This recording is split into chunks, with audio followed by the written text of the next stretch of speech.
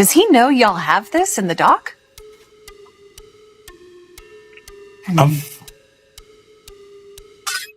I would doubt he knows. So when this airs, that'll be the first time that his legal team, Diddy, that everybody knows that this footage is now seeing the light of day.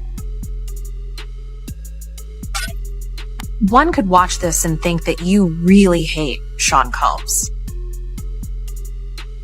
If Sean Combs watches this, what do you think he's going to feel? Like, wow, this is amazing. I think he's going to say this is the best documentary I've seen in a long time. Gotta ask you, Janice Combs, how you feel about her? I mean, they alleging that she was, having freak-off. I spoke to a man, Mr. Brown, who used to go to the freak-offs, and he knew Miss Combs, and he knew about her and her freak-offs and everything like that. We had always thought that she had a modeling agency, but it wasn't a modeling agency. It was more a brothel that she ran for high-profile drug dealers. And 50 Cent has just dropped a major bombshell.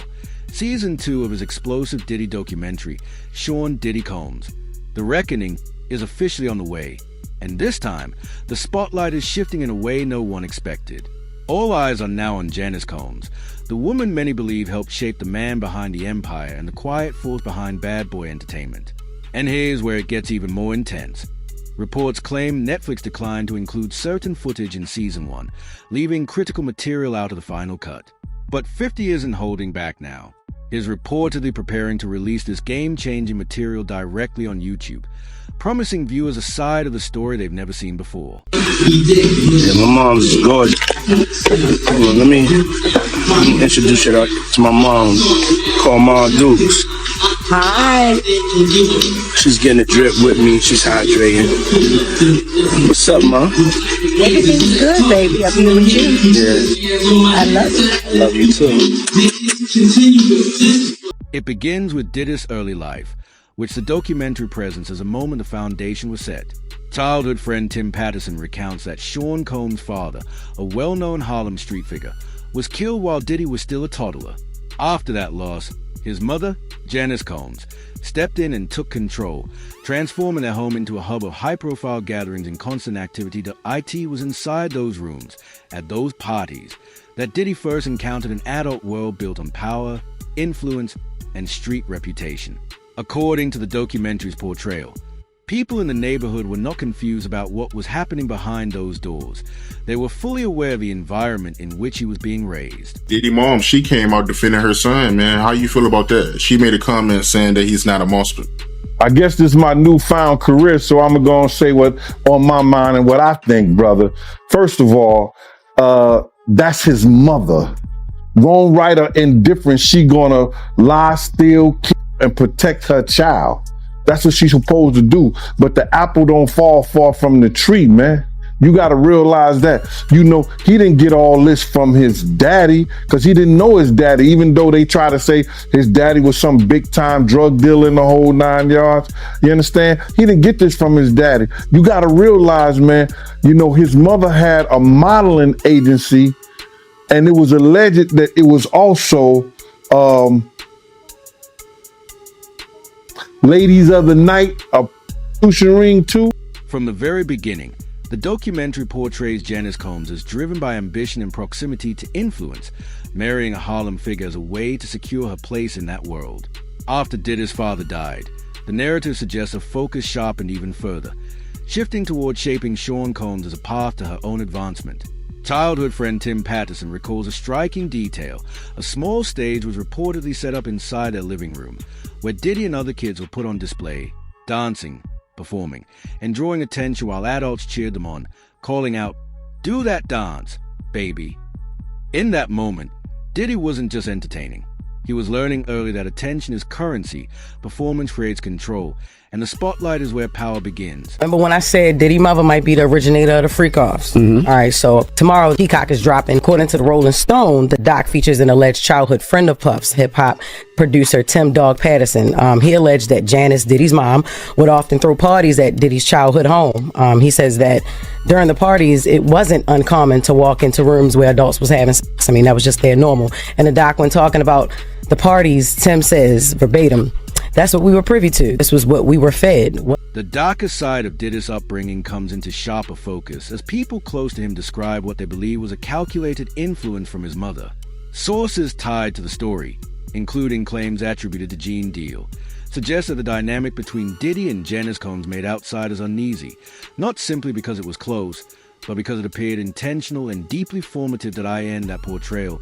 Janice wasn't just raising him, she was shaping his understanding of attention, admiration, and control from an early age. And those lessons, critics argue, didn't fade over time. They became the foundation that later drove his rise to power in the music industry. Could take her palms and bend over and put them down on the floor. Not bend over, but she could stand straight up and put her palms on the floor, bruh. He's saying that about his mother. Who describes any of their mother action like that in a sexual way? And then, I don't know how many dudes do kiss their mother in their mouth when they 50, 60 years old or something like that. That's them. That's their whole thing, man. But that was a little kind of weird for me. And then his mother wore the same white fingernail polish that Cassie described that he liked to see her and other models in when she was describing her lawsuit. And what's crazy to me is that, man, it seemed like him and his mother had this, I don't want to get too deep, man, this Oedipus complex. The patterns of Diddy's youth didn't disappear as he grew older. They evolved into the world he eventually built around himself. The wild parties he later became known for are often described as a direct reflection of the environment he experienced early on, amplified by fame, money, and influence that iron the accounts being discussed. Janice Combs is not portrayed as unaware. Multiple eyewitnesses claim they saw her at many of these events, quietly present in the background, watching, guiding, and reinforcing the path she helped establish from the beginning. Whether seen as symbolic or strategic, that alleged presence strengthens the idea that her influence didn't end in childhood. It continued into adulthood, shaping the man he ultimately became. But why you believe she knew about the freakos? Because one of the witnesses said she was there. And then you remember this, bro? Check it out. People tell off on themselves so much, man, and I don't understand when people don't catch it. Diddy has said this. He said, when I give a party, I have to have an ambulance outside of the house. Paramedics ready. That people have to take IVs. Remember the time that him and his mama kissed each other on the lips? Yeah, I remember that video. Do you remember that both of them was getting an IV at the same time? Yeah, I did notice that, yep. That's from the Diddy freak off party. And I'm going to say allegedly. So let me ask you this. You knowing her at one point, you knowing her personally, is she the kind of person that, will be a part of a freak off or no? I think that she liked to party and she partied with young people. She's always been like that. She always copied or emulated Little Kim and Mary J. Blige. Or they emulated her. The blonde hair, the nails, the high boots, the age-appropriate, inappropriate clothing. Gene Deal has said he always felt there was something unusual about the closeness between Diddy and his mother, Janice Combs. After his father's death, he claims Janice positioned Diddy as a man of the house, placing adult-level pressure and responsibility on him while he was still very young to IN Deal's account. That bond didn't just remain strong. It became increasingly controlling and intrusive over time. With Janice allegedly deeply involved in Diddy's social world and party culture, Deal suggests she wasn't observing from the sidelines. She was guiding him step by step, shaping the behaviors, mindset, and decisions that would ultimately define his rise. Physical or mental with a mother and a son. So I'm looking at his mother and him on the couch. And both of them are getting IVs after one of the Diddy parties. Allegedly. I'm gonna say allegedly because I wasn't there and I didn't know. But they showed them both getting IVs on the couch. So my whole thing about this thing is that I'm not saying that she was ever at a freak off. She was ever at that type of party. But you can't tell me Miss Janice Combs, who was always at the regular parties, didn't know nothing about the freak off parties. There's a certain kind of bond, whether physical, emotional, or psychological, that can exist between a mother and son, and this one has long raised eyebrows. Allegedly, after one of Diddy's parties, Janice Combs and Diddy were seen sitting together on a couch receiving fours. And I'm saying allegedly because I wasn't there and can't claim first-hand knowledge. But the fact that they were reportedly seen like that together raises bigger questions about how much he truly knew. To be clear, this isn't saying Janice was ever present at any so-called freak-off or involved in that kind of activity. What it does suggest is this. It's hard to believe that someone reportedly so present around the general party scene would have no awareness of that culture or what was happening behind the scenes. Or the situation where they say he was trying to shape Misa into his mother. Can you see that? Like, yeah, with the blonde hair and yeah, and all of that. I mean, somebody really asked a question: what kind of man puts his hands on his mother? The same kind of man that parties with his mom, the same kind of man who kisses his mom in the mouth, the same kind of man who seems to have accurate knowledge that his elderly mother can put both of her hands, her palms, on the floor and while she's standing up, bent over. Oh damn, I ain't seen that one. Oh. You never seen the Instagram video where he was talking about how his mom is still young and spry and how she still liked the party and how they was getting a IV drip? Oh. Damn. And she was kissing him in the mouth on the video when he was like, yeah, my mom can bend over and touch the floor with her palms. No. It's a very, very, very weird relationship. It's weird. Allegedly, Cassie shared details about some of the bizarre and unsettling dynamics inside the household, moments that left people disturbed and unsure of what they were truly witnessing. In the accounts being discussed, Janice Combs' influence didn't stop at parenting or family loyalty. It extended into every corner of Diddy's life, including unusual rituals and traditions that reportedly shocked those around them. The result was an atmosphere that felt strange, tightly controlled, and difficult to forget. An environment that may have shaped Diddy in ways most outsiders could never fully understand. So how you feel about, her? I mean, they alleging that she was, having freak-offs. I spoke to a man, Mr. Brown, who used to go to the freak-offs. And this guy lives in Georgia right now. And he told me that he was a stick-up kid back in the day. And one time he had robbed one of their spots, and he went back and he had got the money and gave them their money back and everything like that. And he knew Miss Combs and he knew about her and her freak offs and everything like that. We had always thought that she had a modeling agency, but it wasn't a modeling agency. It was more of a brothel that she ran for high-profile drug dealers and athletes. You could tell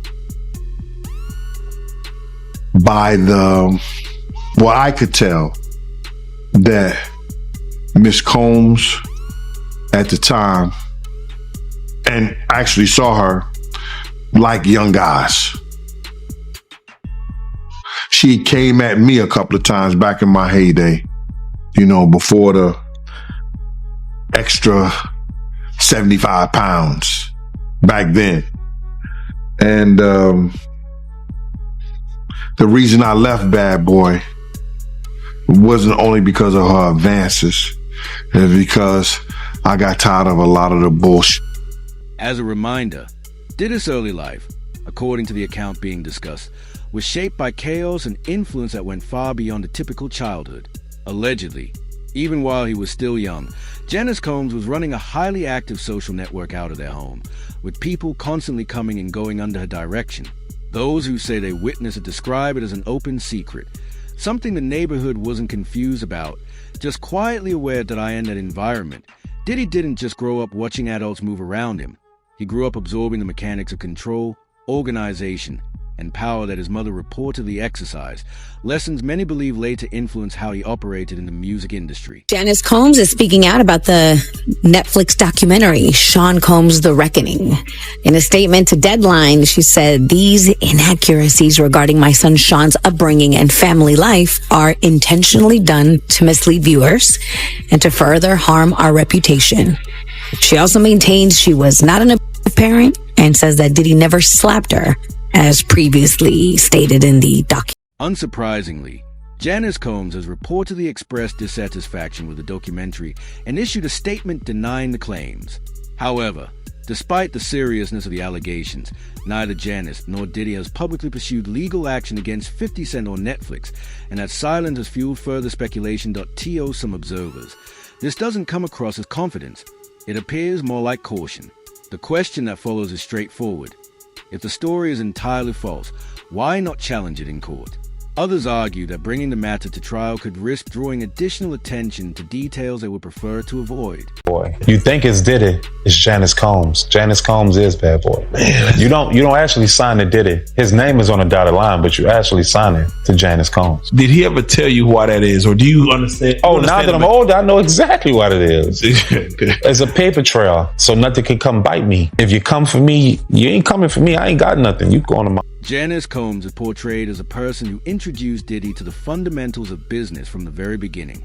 According to the claims being discussed, even as Diddy became the public face of Bad Boy, he did not fully hold the ownership that many assumed. Key assets were allegedly kept under his mother's control. Interviews and footage highlighted by 50 Cent suggest that Janice acted as a financial gatekeeper of the label, described as someone capable of managing crises, protecting assets, and guiding the operation through its most difficult periods. Insiders claim that Diddy transferred important documents to her not only out of respect or family responsibility, but as a strategic move intended to safeguard wealth, create separation, and maintain a layer of deniability if the empire faced scrutiny that framing. The image that emerges is not just of a prominent artist at the forefront, but of an organization where significant control may have existed behind the scenes, away from the spotlight. 2000s and 2010s, Diddy was really prospering, music, business, fashion. And one of the things that he had said, what he alleged in the documentary, and again, this is an allegation from him, was that the name Bad Boy Entertainment, Combs's name was not really involved in that on the corporate side. And one of the things he's saying is the reason for that was to avoid having to pay any liability from, the devastating basketball game that had happened in the early 90s, where he was the subject of wrongful death lawsuits because of the multiple deaths that had occurred as a result of that basketball game that Diddy was behind organizing. So that was really, surprising to hear. Yeah, that was a big allegation, because the families of the victims killed in that stampede, it was horrible. We're talking about December 28th, 1991. Combs, fellow rapper Heavy D, they hosted this charity basketball game. The game took place at the gymnasium of the City College of New York.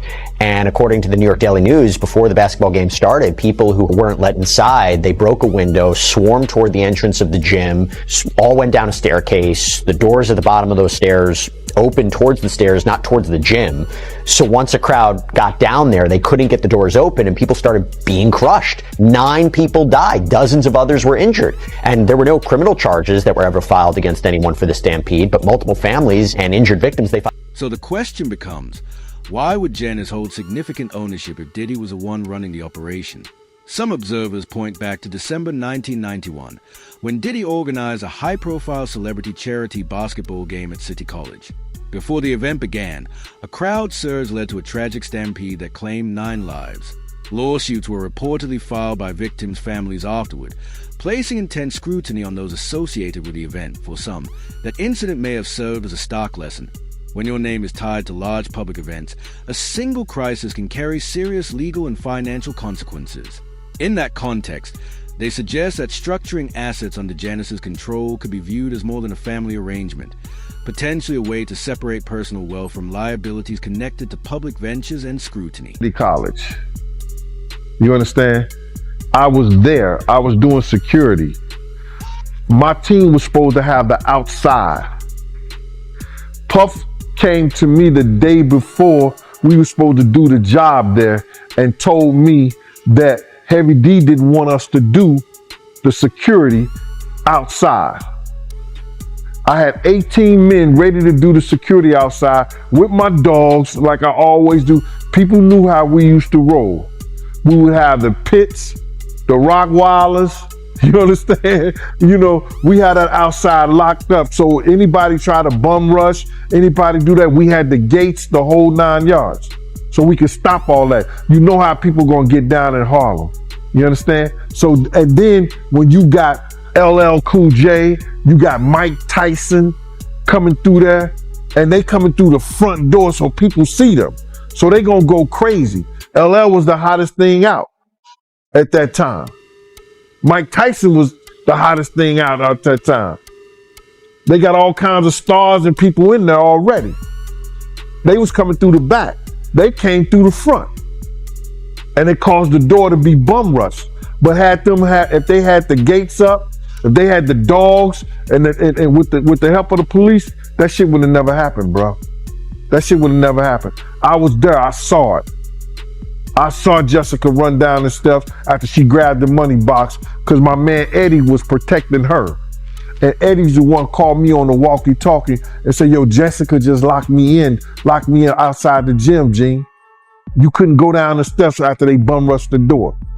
You understand? I had to run around the whole gym on the outside, around the gym, down the steps, run across the basketball court, and open the front door. When I opened that one door, because it pushed inside, people start squeezing through that. Then I just kept doing the doors, and people was coming in there, falling dead, right out, just falling out right there. And once they got in there, they just fell out. It was crazy, bro. You know, he just wanted us to do inside the gym to make sure that nobody, you know, be over the celebrities like that. That's what he wanted my team to do. But most of the celebrities gonna have their own security anyway. You know what I'm saying? That was just a way to cut our security off anyway. So he cut the security and he got the FOIs, and the FOIs left their post, and that's how the people bum rushed the door, and 9 people died by going down those corridors. And you blame Diddy for that? Yeah, I do. It's his fault. According to Gene Deal, who says he witnessed the events firsthand, responsibility for that tragedy falls squarely on Diddy. He argues that security was inadequate, warnings were overlooked, and the chaos that followed was not inevitable. It was preventable. In his view, what happened that day was not just an accident, but a failure of planning and accountability at the top. For many who continue to reflect on the incident, it remains a sobering reminder of the responsibility that comes with power and influence, and the consequences that follow when that responsibility is not upheld. And I know the freak offs that his son is there. Like, it seems like he likes to get down with his kids. Yeah. But that wasn't all. Just to hear Little Rod say, like, the boys were around. Roger Bonds talked about the children as well. What kind of parenting relationship is that? But then again, that goes back to the conversation of Lori Harvey, Steve Harvey's daughter. It was all known that she was spotted in them streets with Justin, and then she was spotted in them streets with Diddy, and they all tried to sit there and pretend like that wasn't what it was. Like, I don't know if anybody has not noticed, but ever since Diddy got pinched, they've all been trying to pretend like all of the stuff that we've seen that happened, that they was all involved and didn't. The closeness between Diddy and his mother was striking on its own, but what stands out most of the ripple effect of that upbringing as they surfaced later in his life. As his power grew, similar patterns began to appear in how he built and managed his own family, revealing behaviors that both fascinated and unsettled those observing his rise. To many observers, it felt less like coincidence and more like a cycle, early influences echoing forward. shaping relationships, boundaries, and control in ways that became increasingly difficult to ignore. Overnight, lawyers for Sean Diddy Combs trying to stop the release of a Netflix docuseries due out today. We have to find somebody that'll work with us that has dealt in the dirtiest of dirty business. The series contains never-before-seen footage of Combs debating strategy with his lawyers in the days leading up to his arrest in New York last year. I am going to let you professionals look at the situation and come back to me with a solution. It also includes video of Combs greeting fans in Harlem. Off my back. I'm gonna win. As long as you win, be with it. I'll accept it. And then saying this about the interaction moments later. I need some hand sanitizer. Hold on. I got. I've been out in the streets amongst the people. Yeah, I gotta take a bath. Like the amount of people that actually I'm coming in contact with, like that's what I have to do. You know what I'm saying? It's like 150 hugs. Now Combs' lawyers are demanding Netflix pull the series, threatening legal action, claiming Netflix is using stolen footage that was never authorized for release as part of what they call a shameful hit piece. The series is executive produced by Combs' longtime rival, Curtis 50 Cent Jackson, and director Alex Stapleton, who said, quote, "We obtained the footage legally and have the necessary rights," end quote. Before the cease and desist demand was sent yesterday, Stapleton and Jackson sat down with our Robin Roberts to discuss the series. How do you respond to people who say that it's more about the disdain that you have for Sean Combs than it is for giving the victims a platform? It's not personal. The show is not completely the perspectives of people that did not like Sean. Not everyone needed to have an allegation to be a part of it. Everyone around Diddy is reportedly trying to shut down 50 Cent's documentary, and it has now escalated into a full-blown legal dispute. Diddy has allegedly issued a cease and desist, describing the project as defamatory, misleading, and intentionally damaging.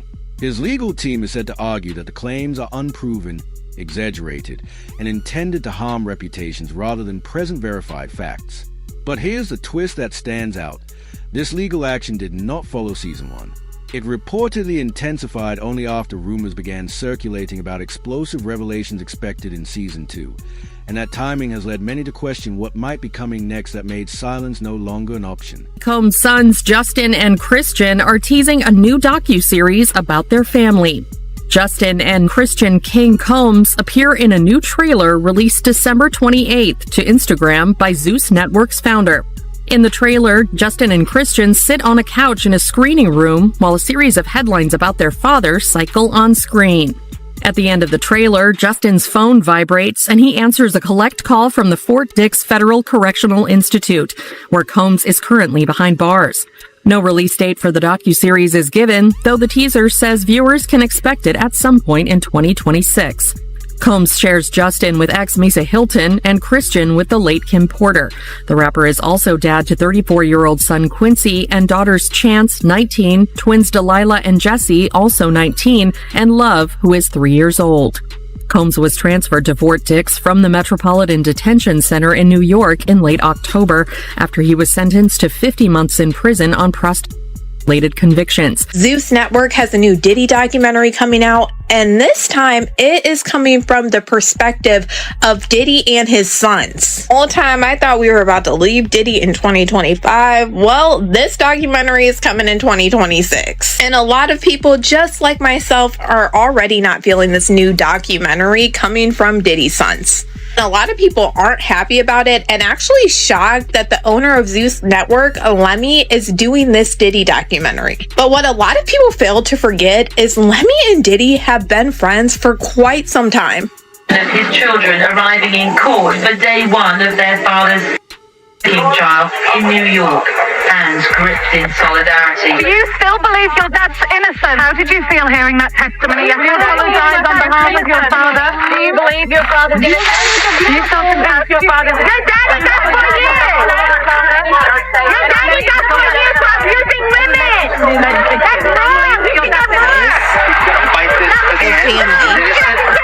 The foes, the joy, the pain, our voice, the loyalty, the betrayal, the high, the low, the love, the hate, the truth, the lies. And Diddy calling from Fort Dix. This is a prepaid collect call from Federal Correctional Institution, Fort Dix.